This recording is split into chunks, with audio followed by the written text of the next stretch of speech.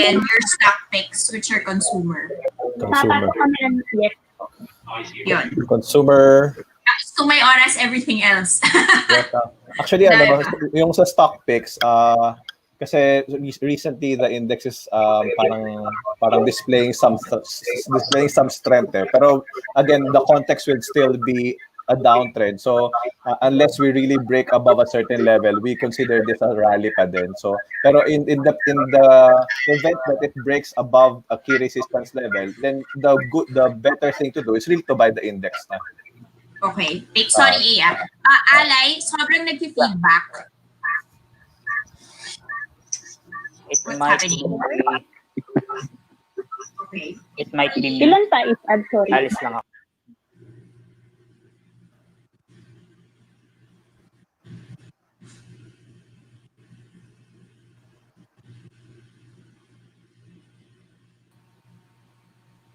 Two minutes, can you check nang wala ako? 1, 2, 3. Okay, better. Sorry. Yeah, so yung tuna and pizza, I'm just gonna take it because it's his picks. 1:30 Sige, po. but let's make sure na we cover telco. Okay, sure. 1 minute. Okay na kayo? I'll put you backstage muna, Sir Aaron. So we will hear you. We'll be with you around 10:40. Okay. Okay, thank you. Thanks.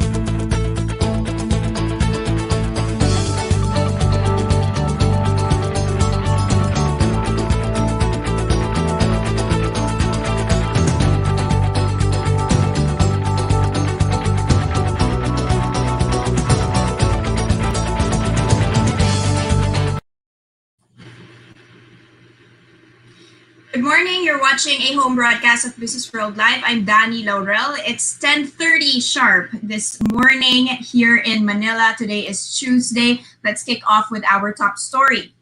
As the government scrambles to fund its massive COVID-19 response package, it's back to the global bond market for the Treasury. The Philippines is issuing multi-tenor debt denominated in US dollars, which will be partly used to augment the budget. Now you'll see on your screens here, National Treasurer Rosalia De Leon declined to provide details, but the Bloomberg terminal data actually shows that the offer will be in 10 and 25-year senior unsecured bonds. Now, as for the size, Bloomberg's data says it will depend on the US benchmark. Historically, that actually suggests a size of between $500 and $700 million. The government did say earlier that their borrowing mix would now have to slightly favor foreign source debt amid the pandemic, and it might be a good thing that the peso has rather stayed steady in the past few months. Now, the Philippines also did shelve plans to issue UN-denominated panda bonds as the virus outbreak ramped up globally. Now, moving on to the monetary side of things, BSP Governor Ben Diokno said further easing is still on the agenda. That could be in the form of rate cuts or triple R cuts. This is despite the Monetary Board canceling its regular meeting in May 21st. That's after firing off its 50 basis point off-cycle rate cut on April 16th. Analysts see around 25 basis points more of cuts coming. That's depending on how April inflation data goes. Now, the reserve requirement ratio is another tool that can be deployed. The BSP still has the authority to cut 200 basis points more. And while Governor Diokno says the BSP is actually ahead of the goal in reducing it, analysts say there is still room for it now to further reduce the borrowing costs.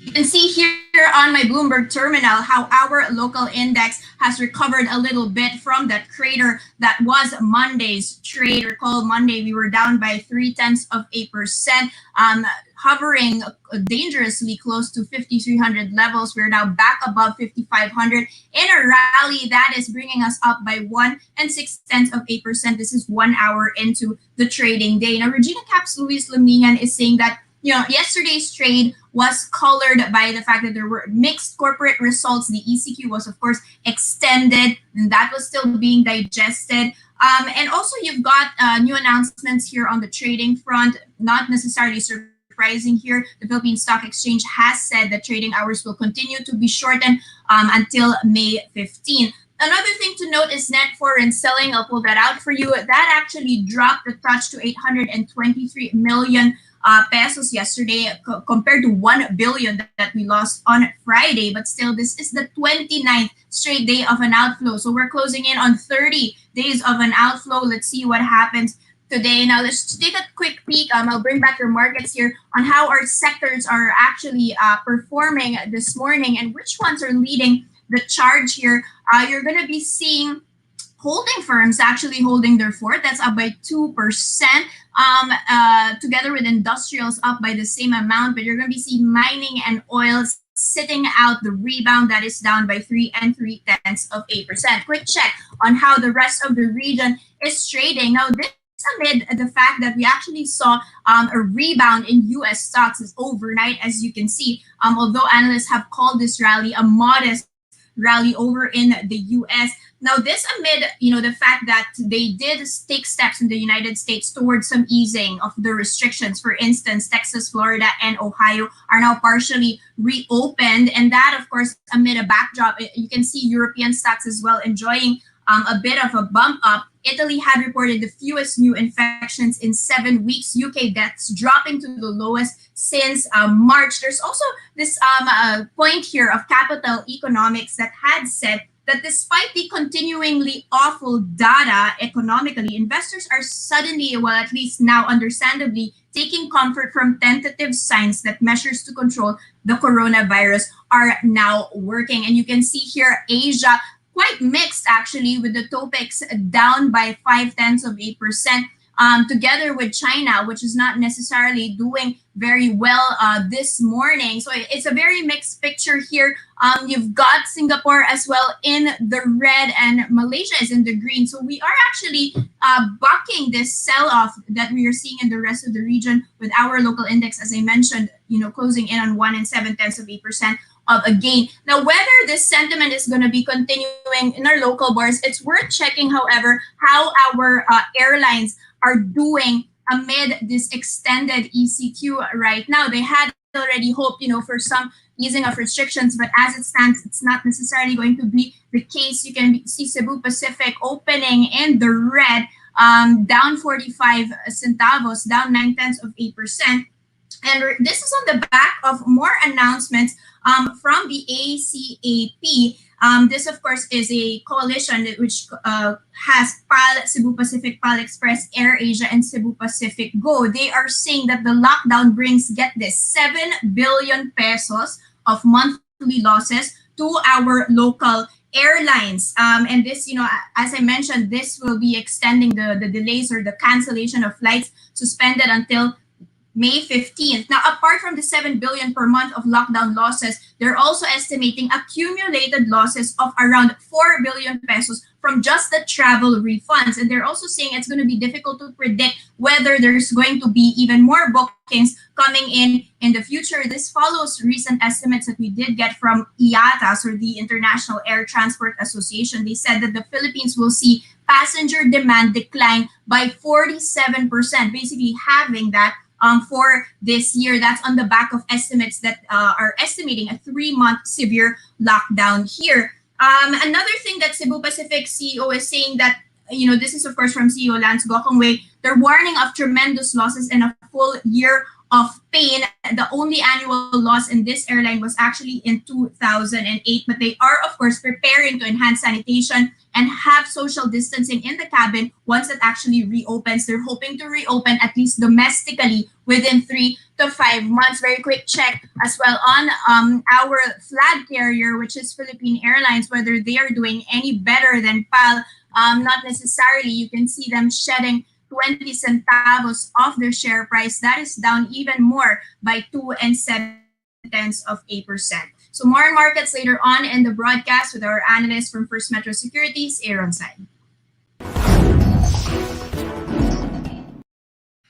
Moving on to other headlines we're watching this Tuesday morning. The Finance Department is proposing an extension of the net operating loss carryover for small firms facing big losses amid the lockdown measures. Finance Secretary Sonny Dominguez said they will seek Congress approval to extend the NOLCO to 5 years. That's from the current 3-year period. Now, this means that any operating losses incurred by small businesses this year may be deducted from their taxable income for the next 5 years instead of just 3 years. Now, under the current structure, losses not previously offset as deductions could only be carried over the next 3 years immediately following the loss. Now, Dominguez said extending this carryover period will lower the combined tax payments of affected businesses by about 140 billion pesos between 2021 and 2025. Now, the finance chief said extending this tax deductibility of losses suffered this year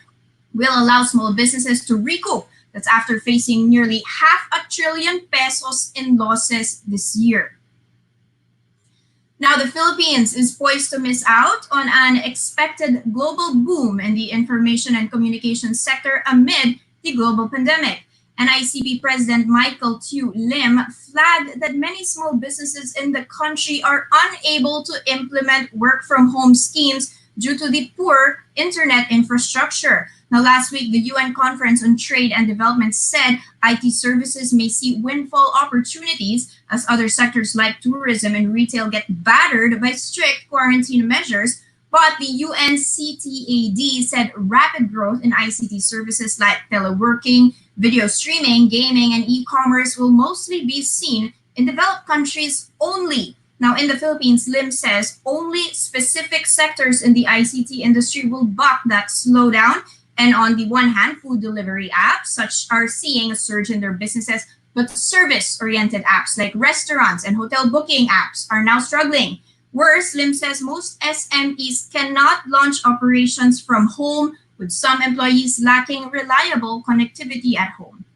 Now, overall, the NICP says ICT companies who will suffer losses amid the pandemic outnumber the firms that will do well. 9 SM malls in areas under general community quarantine are expected to gradually reopen in May. Now, these are regions or cities classified by the government as areas with low to moderate risks. SM malls that may reopen are located in Kawayan, Naga, Puerto Princesa, and Tuguegarao in Luzon, as well as Bacolod and Ormoc in the Visayas region, and Cagayan de Oro and General Santos in Mindanao. Now, under the government guidelines, mall sections allowed to open are limited to supermarkets, drugstores, banks, laundry service, hardware, and restaurants for takeout or delivery only. Now, aside from SM, Frutas is also opening more stores starting May 1st. That's in areas with the downgraded quarantine. The food and beverage kiosks operator said it will have more than 60 active stores by the end of this week, while also ramping up its delivery operations. Now, recall that in yesterday's broadcast, we had already reported that Robinson's malls are likewise scheduling partial reopening starting this Friday.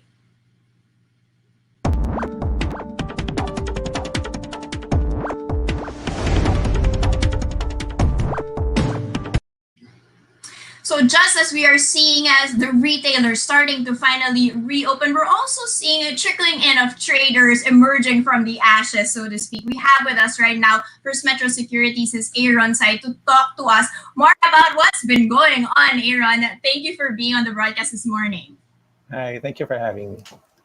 Aaron, you are our first analyst that we've had for the past 5 weeks because we really wanted the markets to, settle down a little bit because before we could discuss it. Tell us, what has been going on in the past 5 weeks as a trader, and also have markets calmed down? Have we looked at fundamentals much more? Is there better sentiment going on? Just tell us the general sentiment. Okay, so definitely the post the March 19 low, no, we have been the market has been recovering, no, and it has recovered quite strongly, no. So after plunging to a low of 4,039 on March 19, we are now trading at we even reach around 6,000 level or 5,915, no. However, I want to caution everybody against this say unwarranted at least yet, not unwarranted optimism yet. And we know that we didn't see this coming. We didn't see this coming, and what will provide an absolute relief for this would definitely be the cure, no, for the pandemic or for the virus, no. So I think what the market has been doing for the past week after reaching its low, for me, in the context of the market, especially we're in already in a downtrend, no, we're already in a downtrend. For me, what's happening is just a rally, no, and the rally is a bounce from a downtrend, meaning without really breaking above a key resistance level, which in our case is around 6,700, no, or 6,790 thereabouts, no, we can't really say that the market is already out of the woods, no. And more importantly, I think more importantly, if we look at the charts of the index, we haven't really done some sort of a consolidation, we call it, or a sideways movement. So if absent any sideways movement, we don't know how far we can fall again when the sentiment turns sour, when the sentiment turns sour again, no. So what's good about this market, however, is that it's still in a steep uptrend, and if you are a trader, then this is the market that you can take advantage of. However, you should put this into context. Again, what's been happening is a rally, which is a temporary bounce. Okay.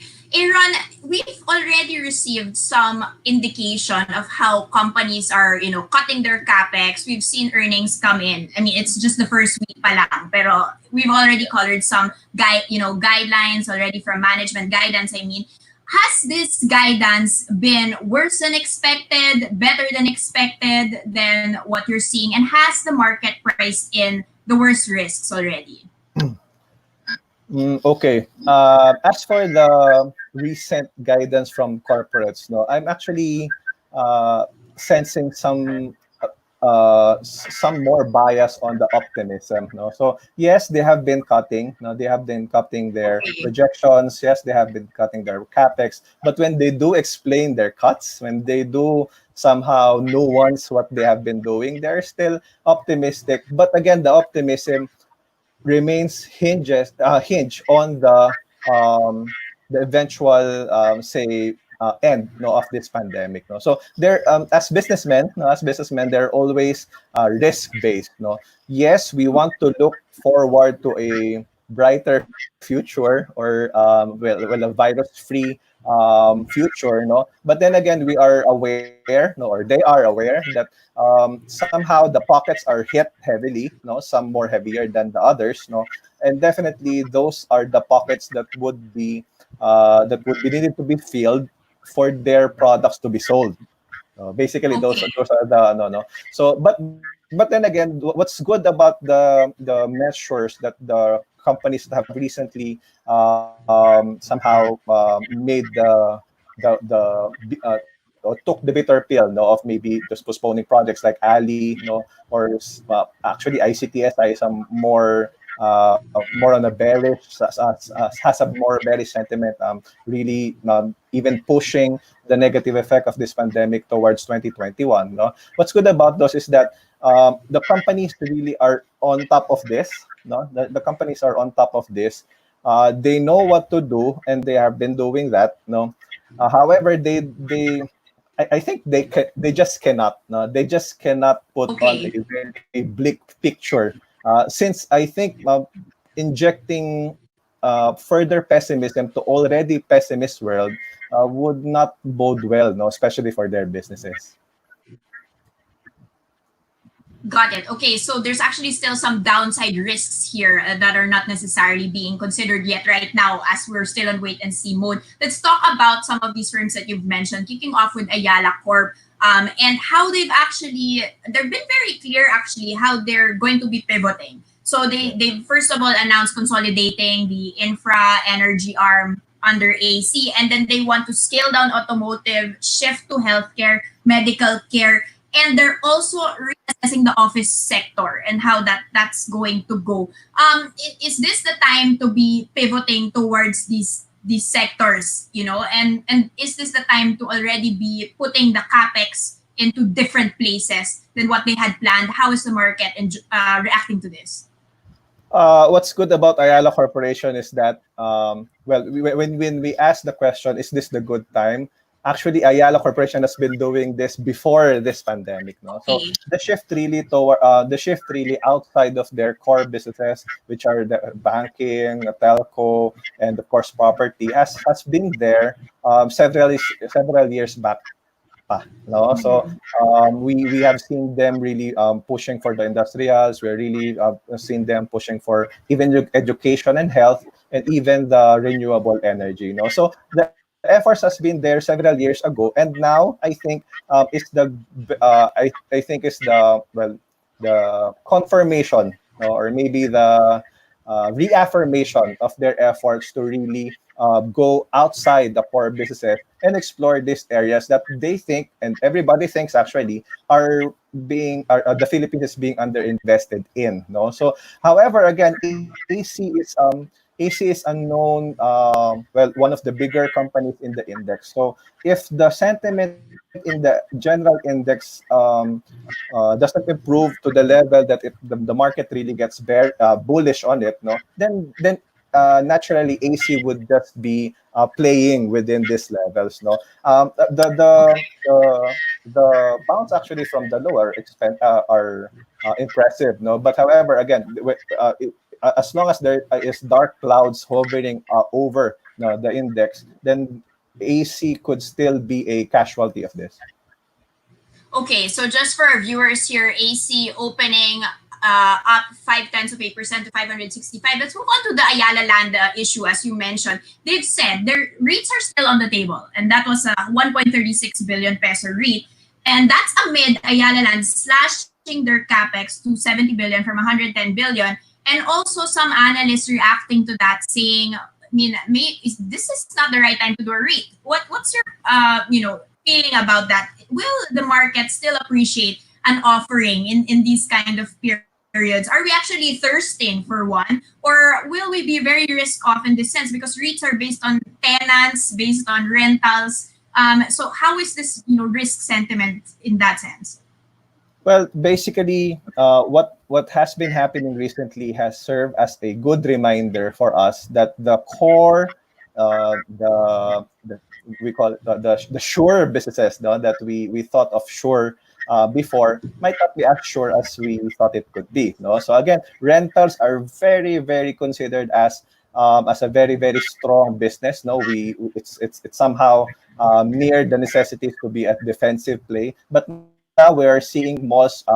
Or property developers or the landlords, no, really portioning their some of their budgets to for the condonation of the rents, no. So again, these are lost revenue and in the face of existing expenses, so that's not good, no. But I think no, the prospect for REITs would still be there.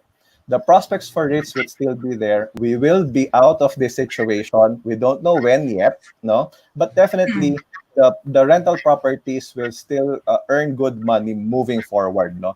But the difference now is the optimism, the level of optimism that investors might assign to those new issues. So I think in that case, what could be affected could be demand, no? Demand for the REITs, for their REITs instrument, no. Especially the ones that are battered are not just our market, but also other markets, no. So if the REITs market and other Asian countries have become somehow dampened already, no, or cheap already, if Ayala Land decides to push through with its maiden REIT issuance in the country in a not so good setting, such as what we're having now, then maybe demand would be doubly bearish. A very quick question fundamentally in the property sector. Do you believe that the BPOs will save the day in terms of office space and we can actually bank on that? Actually, again, the things that have been happening are actually good wake up calls. No, apparently not all BPOs are that equipped to make their employees at least work from home. No, apparently this Okay. tech we perceive them as tech heavy or maybe tech oriented companies, but then again they do not have the flexibility, or some of them do not have the flexibility to uh, to set up that as quick as needed, no, their facility at home, no. So and I think this put into question really the long-term plan for the infrastructure in the country, and if that and if investors view that long-term plan in telco infrastructure in the country turns sour because of what we've been experiencing recently, then again I think BPOs might actually rethink, no, even going or even staying in the country. But I hope it doesn't happen. We know that BPO is a very, very good contributor to our economies, basically consumption and even forex inflows. No, but I think in light, no, in light BPO, in light of the demand for properties, I think they'll still be there as long as we still have the competitive advantage, and as long as other countries do not develop those competitive advantage against us or take it away from us, I think we would still be there. And the demand for BPOs would still be there. But then again, since there will be again the function of supply, no, since there will be maybe some of the companies currently renting or previously renting before this one, maybe the demand would not be that high. And if developers, actually that's one of the reasons why developers would rather choose not to push through with their new developments, because it would just further worsen the supply glut, which again can affect pricing. So as it is now, the supply demand dynamics might actually force or maybe or can give the power to the buyers, which again is bad for pricing. So there. Okay. While we're on the topic of tech, quick check on the telcos, PLDT and Globe, which are 2 out of 3 that are in the green. You can see that on my terminal here that's been going on. Is this something sustainable and fundamentally based, or is this an excitement of over using data during a lockdown period? Again, this is a realization that we need them. This is a realization that we need them. No? So, however, sometimes, not every time, not always, however bad their services can be, no, what we're doing now cannot be possible if we don't have them. No, so I think the telco is reaffirming their role in our lifestyle, in our business. No, and so far they are the only telcos established as of this time. No, um, Uh-huh.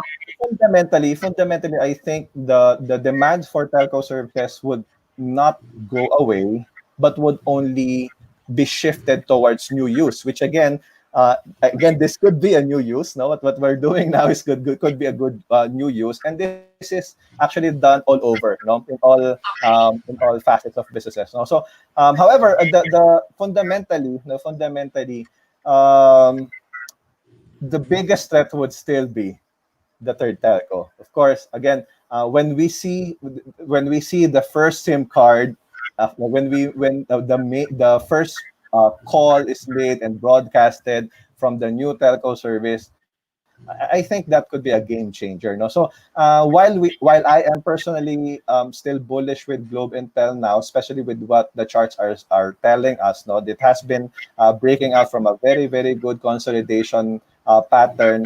Globe could reach as much as 1.8. Telephone can actually can actually go to as much as well to 2,800 or 2,200 that no.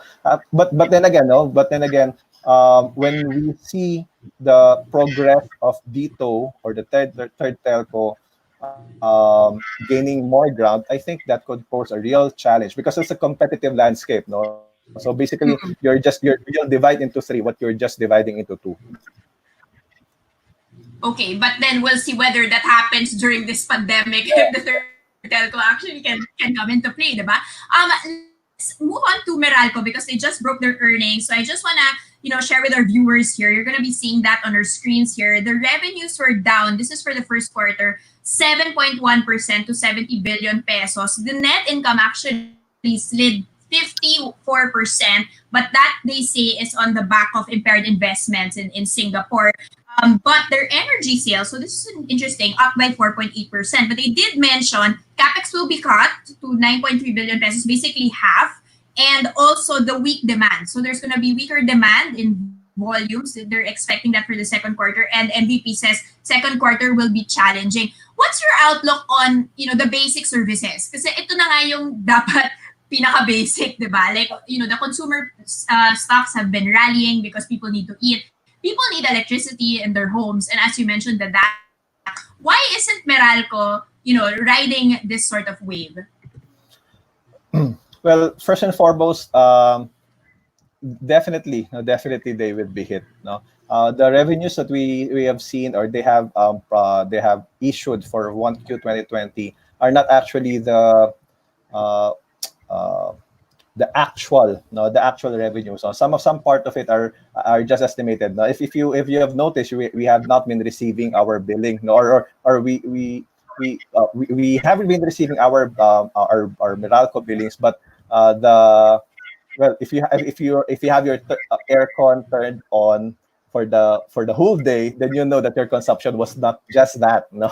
So because some of the revenues that they reported for first Q was just an estimate number, no. So given that, I think what we are getting ourselves ready for is really the hit in the second quarter, no, because the second quarter was really the bulk of the lockdown, and the lockdown affects, yes, positively the consumption for the end users, no, or the household, no. But again, the bigger part of the revenues for Meralco would still be the industrials, no, the commercial industrial, and they are, as we do, no, expect a heavy hit on the industrial.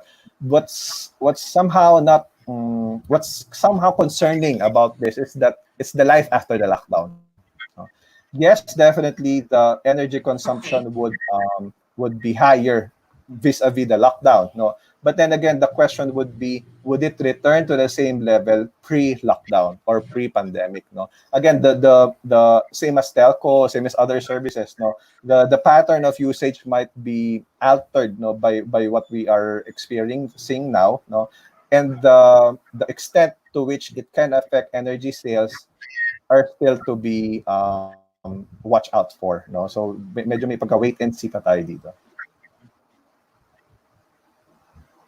Okay, finally, before I let you go, it's actually 11 and dahil ko pang tanong. But your stock picks are the consumption stocks. And apart from BWorld, which is one of the top 3 performers for the year, you're also looking at pizza, so Shakey's, tuna.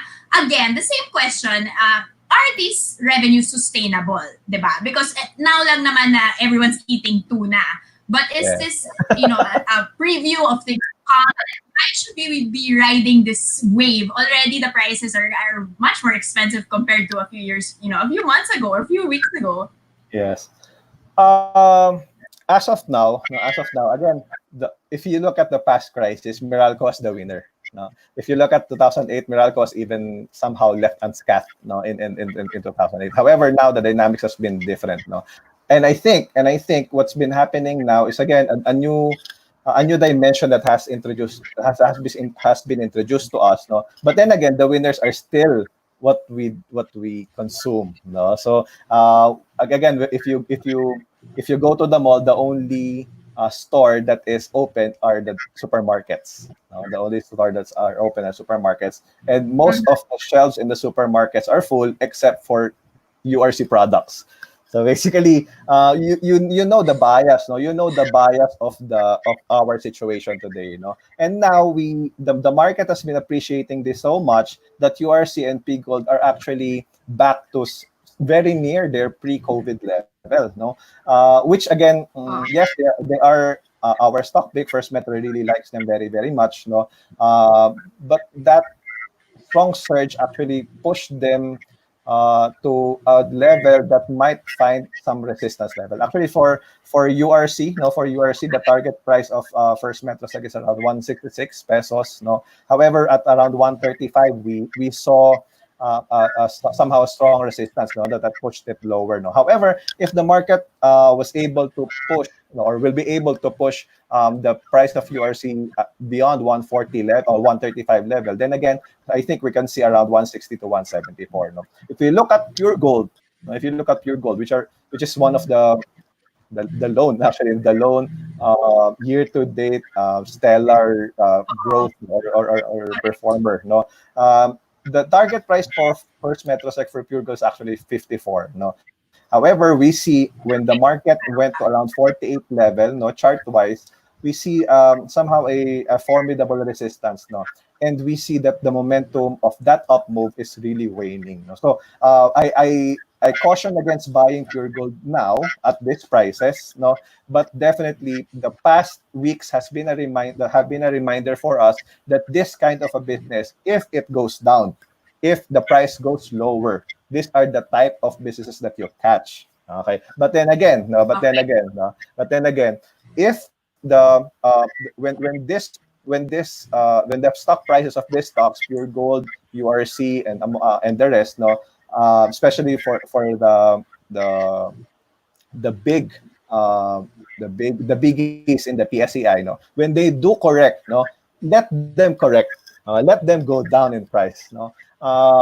We always take it into the context of the trend, no. So if now the market has been going higher when it reached the bottom 4,000, it has been going higher, then it's good that you're trading it, no. But if it goes lower again, and it has been starting actually last week, it has started last week, and now a little bit of a continuation.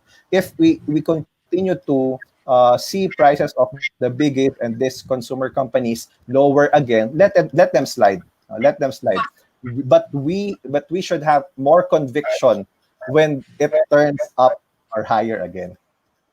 Okay, so still some upside there for even the biggest ralliers if they are, of course, consumer stocks like Pure Gold and URC. Thank you so much. Those were great insights. Madami pang pag-uusapan. We're gonna have to end the broadcast. Thank you so much from First Metro Securities. And that's Thank a you, first guys. look into the business day this April 28, 2020. Thanks so much for watching. I'm Dan Laurel, and we are